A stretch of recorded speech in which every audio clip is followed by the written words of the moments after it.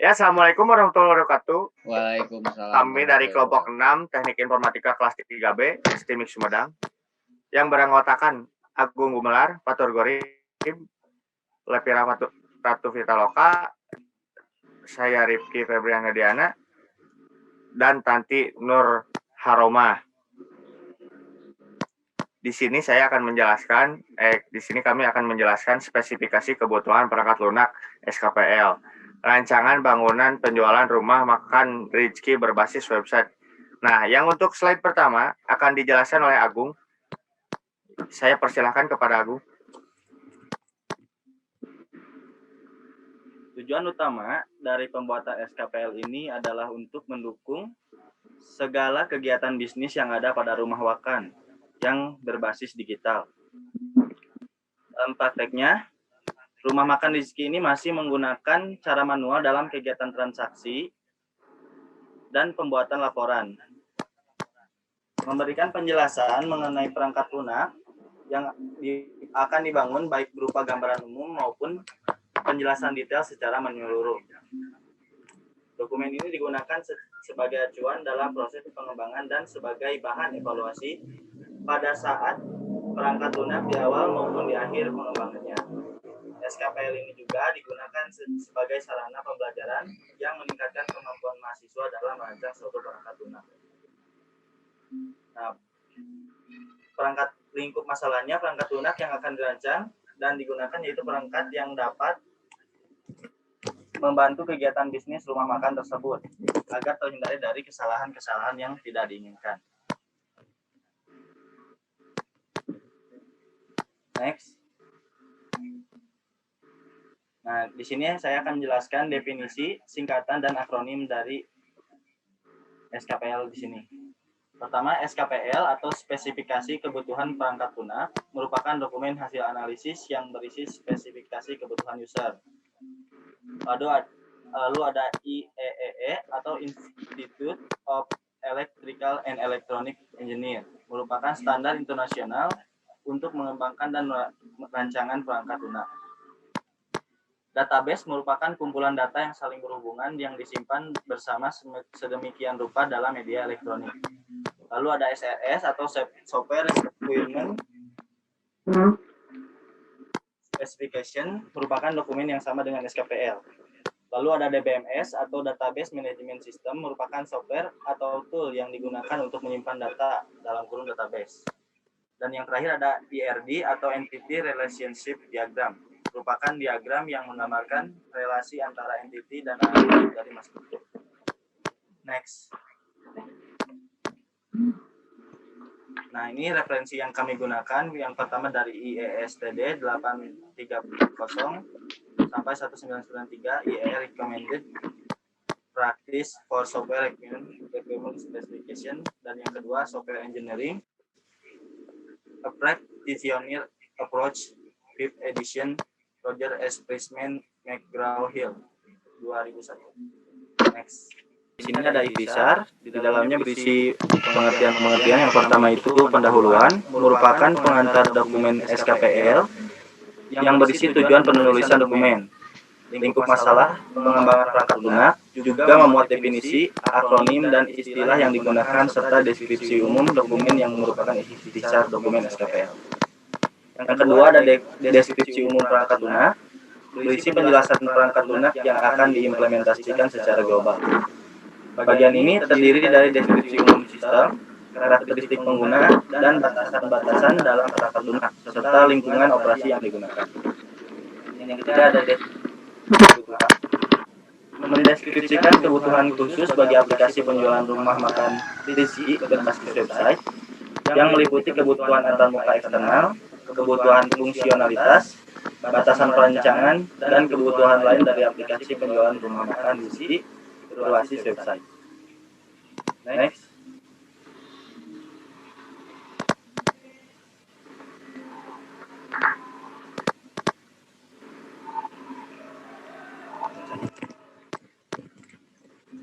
Ya, kembali lagi ke moderator ya. Sekarang bagian saya tentang deskripsi umum perangkat lunak. Next. Deskripsi umum sistem aplikasi penjualan rumah makan Rizky berbasis website ini merupakan aplikasi web yang mendukung segala kegiatan bisnis pada sebuah rumah makan. Karena kegiatan bisnis pada rumah makan tersebut masih berjalan secara manual, aplikasi ini juga dapat membantu melakukan manajemen rumah makan dengan lebih baik. Nah, ada fungsi sistemnya.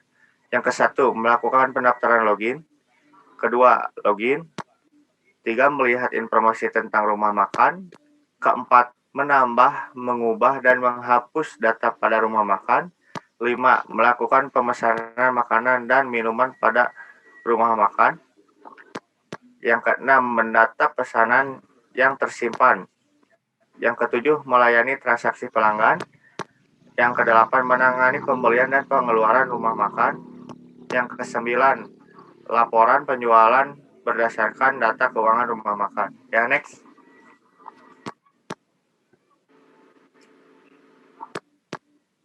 Next. Nah, ini karakteristik penggunaan rumah makan Rizky. Kategori penggunaan ada pelanggan, admin, kasir, kurir, dan pemilik rumah makan. Tugasnya pelanggan mengakses website,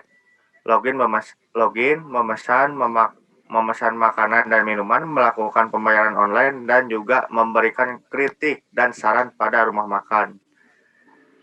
Admin mengonfirmasi pesanan pelanggan, memanipulasi menu, memantau, melihat laporan, dan mematain sistem. Kasir melihat informasi pesanan, memproses pesanan, membuat perintah pengirim pada kurir. Nah, untuk kurir menerima perintah pengiriman dan mengirim pesanan sesuai lokasi yang diminta. Serta pemilik rumah makan tugasnya melihat laporan pemasukan dan pengeluaran rumah makan sebagai bahan evaluasi. Ada juga hak akses ke aplikasi. Untuk pelanggan harus akses ke aplikasi yaitu membaca menu, memasukkan pesanan, memasukkan kritik dan saran.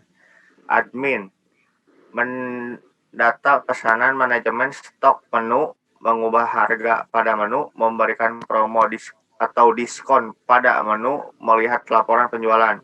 Untuk kasir, hak akses ke aplikasi yaitu mendapatkan daftar pesanan, mencetak nota, menambahkan pendapatan atau pengeluaran eksternal, mendata pesanan yang sudah selesai, serta membuat laporan penjualan. Untuk kurir tidak ada untuk hak akses ke aplikasinya. Dan ada juga hak akses ke aplikasi pemilik rumah makan melihat laporan.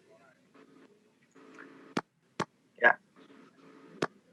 Batasan perancangan sistem rumah makan. Sistem aplikasi penjualan hanya dijalankan di sistem operasi Windows dan perangkat lainnya. 2. Perangkat lunak melakukan penyimpanan data menggunakan MySQL berbasis web. Yang ketiga, antara muka hanya berupa tampilan menu yang menarik dan cukup bagus. Yang keempat, perangkat lunak dapat terintegrasi dengan semua device untuk melakukan secara real time. Yang kelima, perangkat lunak menerima input data pesanan dari pelanggan dan akan terupdate langsung pada sistem. Yang keenam, perangkat lunak harus mendukung penggunaan multi-platform, yaitu adanya integrasi data antara device portable dengan device non-portable seperti PC serta di perangkat lain. Yang ketujuh, perangkat lunak mendukung pengolahan laporan keuangan menggunakan SPSS maupun Microsoft Office. Ya, selanjutnya.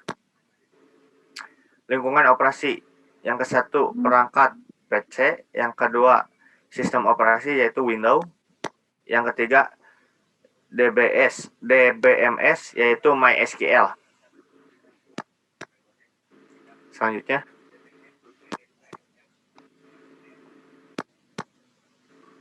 Nah, untuk selanjutnya akan dijelaskan oleh Patul tentang deskripsi rincian kebutuhan. Oke, di sini saya akan menjelaskan tentang kebutuhan, yaitu yang pertama antarmuka pengguna. Sistem aplikasi penjualan rumah makan Rizky ini menggunakan antarmuka berbasis Windows dan pengguna menggunakan layar sentuh atau keyboard dan mouse. Yang kedua, antarmuka perangkat keras. Perangkat keras mesin komputer, memori, hard disk, printer khusus, truk yang berfungsi untuk mencetak struk, dan printer standar yang berfungsi untuk mencetak laporan rekap seperti rekapitulasi transaksi pegawai maupun pendapatan, serta pengeluaran tambahan lainnya, di mana sistem ini juga terhubung dengan jaringan komputer dengan menggunakan desktop. Next.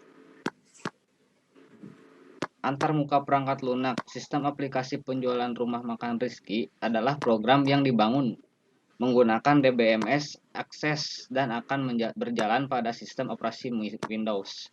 Antarmuka sistem jenisnya yaitu adalah halaman home, produk, halaman tentang kami, halaman hubungi kami, halaman cara pembayaran, halaman login, halaman order, halaman kontrol panel admin, dan laporan. Nah, selanjutnya antarmuka komunikasi, sistem akan terhubung ke jaringan komputer dengan menggunakan desktop, sehingga pelanggan bisa dilayani oleh lebih dari satu pegawai dengan menggunakan database yang sama. Nah, bisa dilihat di sini adalah diagram use case-nya, yang dimana dari akses web hingga bisa menjadi pembayaran ke pembeli. Next.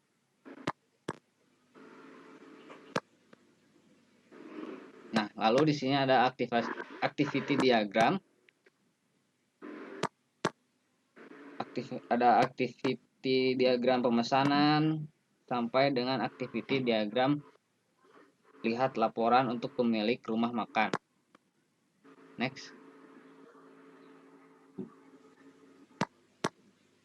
Selanjutnya akan dilanjutkan oleh rekan saya, Tanti. Dalam diagram tersebut diuraikan rangkaian interaksi antara proyek, dimulai dari setiap user yang mengakses website tersebut, pelanggan melakukan transaksi admin, mendata pesanan pelanggan, kasir memproses pesanan pelanggan, kurir mengantarkan pesanan, hingga pemilik dan admin melihat laporan.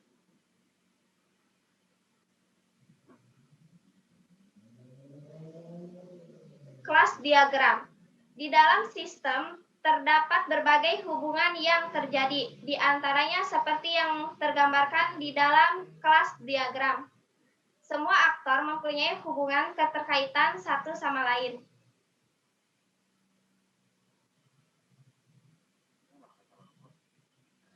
Started card diagram. Ketika kita mulai mengakses sistem website, itu merupakan start awal dari started diagram tersebut.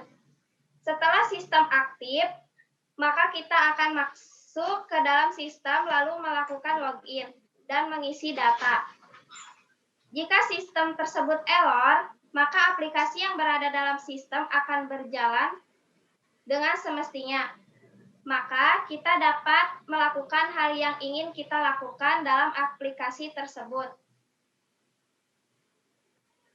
Setelah masuk ke aplikasi yang berjalan dan selesai melakukan aktivitas di dalam sistem, maka kita logout sistem dan setelah keluar sistem itu akan dinonaktifkan. Komponen diagram. Komponen diagram digunakan untuk melihat hubungan antar komponen dengan sistem. Misalnya yang digambarkan di dalam diagram di atas adalah admin merupakan user, interface, sehingga bisa mendata pesanan dan melihat laporan. Pelanggan juga user interface yang hanya bisa melihat dan memilih menu makanan dan melakukan transaksi online. Jadi, setiap user interface bisa mengakses komputer server dengan fungsi yang berbeda.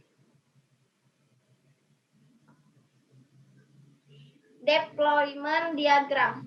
Diagram yang digunakan memetakan software ke processing node digunakan juga untuk memvisualisasikan, menspesifikasikan, dan mendokumentasikan proses yang terjadi pada satu sistem perangkat lunak berbasis objek oriented yang akan dibangun. Deployment diagram digunakan untuk melihat hubungan antar komponen dengan sistem. Setiap desktop, mereka bisa mengakses komputer server dengan fungsi yang berbeda. Ya, selanjutnya akan dijelaskan oleh Lepira. Saya silahkan Lepira. Ya, saya Lepira Ratu Pitaloka. Di sini saya akan melanjutkan pembahasan selanjutnya. Bisa dilihat di layar, ada Entity Relationship Diagram. ERD itu sendiri adalah suatu diagram yang menggambarkan hubungan antar entitas di dalam suatu database. Nah, di layar ada 10 entitas yang digunakan pada diagram tersebut, dan entitas tersebut memiliki atribut dan relasinya masing-masing. Saya ambil contoh, misalkan relasi kasir dengan order mempunyai relasi one to many, yang artinya satu kasir bisa memproses banyak order, sedangkan banyaknya order hanya dapat diproses oleh satu kasir. Kemudian, rancangan database. Disediakan juga dalam 10 tabel entitas, entitasnya sama dengan di ERD sebelumnya. Di tabelnya ada atribut, kemudian tipe, rank, dan primary key-nya masing-masing. Bisa dilihat di layar. Kemudian ada kebutuhan non-fungsional. Kebutuhan non-fungsional itu sendiri adalah berisi perilaku yang harus dimiliki oleh aplikasi. Ada 7 parameter kebutuhan. Ada availability, yang artinya aplikasi harus beroperasi selama jam operasional rumah makan. Yang kedua, reliability, artinya aplikasi ini harus handal agar tidak terjadi kegagalan. Yang ketiga, ergonomi, artinya aplikasi harus memiliki nilai kenyamanan yang tinggi atau bisa dikatakan user friendly. Kemudian memori, artinya aplikasi ini harus tidak membutuhkan memori yang banyak. Kemudian respon time, artinya aplikasi ini harus cepat, up to date. Kemudian security, artinya aplikasi ini harus aman. Kemudian yang terakhir, bahasa komunikasi, artinya bahasa yang digunakan harus dipahami, dimengerti oleh pelanggan. Kemudian ada ringkasan kebutuhan. Yang pertama, ringkasan kebutuhan fungsional. Yang pertama, menampilkan daftar menu yang stoknya masih available. Yang kedua, menerima data, kemudian mentransmisikan pesanan dalam bentuk digital. Yang ketiga, menampilkan, memproses transaksi pesanan yang dikelola oleh kasir. Kemudian, mencetak struk sebagai hasil akhir transaksi. Yang kelima, memperbarui semua daftar menu. Yang keenam, menerima dan menyimpan kritik serta saran yang diberikan oleh pelanggan. Yang ketujuh, menampilkan laporan yang dilihat oleh admin dan pemilik rumah makan sebagai bahan evaluasi. Yang kedelapan, mengenerate dan menampilkan laporan keuangan, yaitu gabungan dari rekap transaksi maupun pendapatan dan pengeluaran eksternal.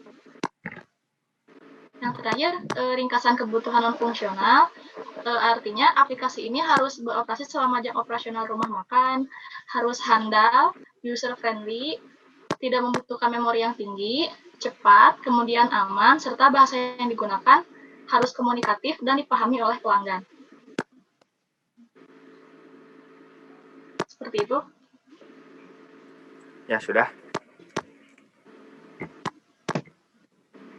Sudah.